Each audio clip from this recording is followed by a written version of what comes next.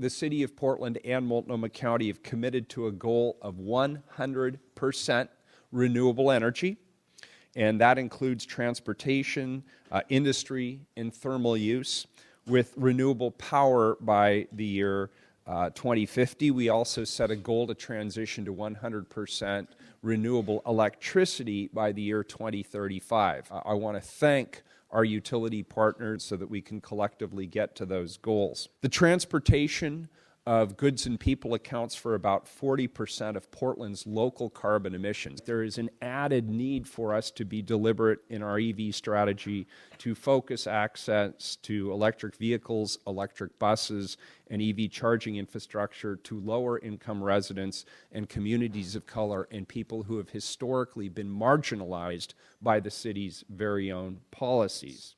We now have the opportunity to hear from panelists. First up is Kate Sargent. So there are basically two general types of battery bus technology. So there's slow charge technology, which has larger onboard batteries that take longer to charge. And there is fast charge technology, which has smaller onboard batteries, can charge in a 10-minute layover. We also conducted an equity analysis for King County Metro. So we looked at how the provision of their service intersects with existing air quality issues as well as existing socioeconomic factors. You can see from the red on the map that these were identified as the high priority routes, and then we used this to help them identify which bus base should be the priority for deployment of battery buses. Mr. John Drayton. This is one 1990 diesel bus. If you go to 2010 emissions, one of those buses puts out the same emissions as 54 2010 compliant buses. That's what you're running here in Portland. As we get into 2016, that one of those buses is equal to 500 of our fleet. The emissions out of our latest generation CNG engine are 1,000 times cleaner than that 1990 diesel bus. And this is just an interesting graph from Metro. This tracks our actual cost per mile for fuel. You can see when we converted over to CNG, we about cut our fuel costs in half. And as we go into renewable natural gas with incentives, we've dropped that by another 20%. Technology and regulation can have a huge impact in your region's air quality. You have to pull the right levers, but we should be using every tool in our toolbox to clean up your region's air quality. Perfect. Mr. Matthew Nelson. This is a growing industry. 46% year-over-year growth rates are projected through 2025 in the EV space. So on the far left here are the models that were available last year. In the middle are the models that will be available this year. And on the right are the models that are available next year. The number one barrier to ZEV adoption is the lack of infrastructure. People don't either have access to charging infrastructure or they don't know they have access to having charging infrastructure. We also need to work on recharging time. We're building the first nationwide network of DC fast charging that's accessible to everybody. Next up is Huy Ong. Our community is actually faced with three crises.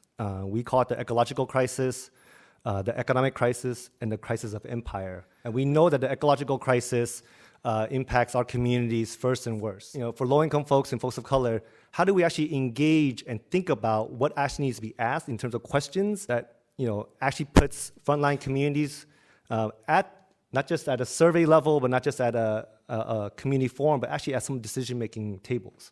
Technology will not save us alone. So there's questions that we need to actually talk about that's not just about the low carbon emissions battery technology, but also like the health impacts of our communities that don't have sidewalks. Think about who are the workers that are gonna be installing these stations? What is training? Where are these batteries made and what extractive economies are we impacting somewhere else to be able to access those technologies here? Why do we not infuse equity analysis and EJ analysis on all parts of our decision making? And last but not least, we have our host today, Commissioner Jessa Vega Peterson. I just wanted to thank everyone for joining today. This is the third in the series that we've been doing on the Pathway to 100 discussions, because there's so much going on right now in our region on transportation, and having the discussion about how we're going to do that as part of the clean energy transition as well is very important. So thank you, Mayor Wheeler, for being here today.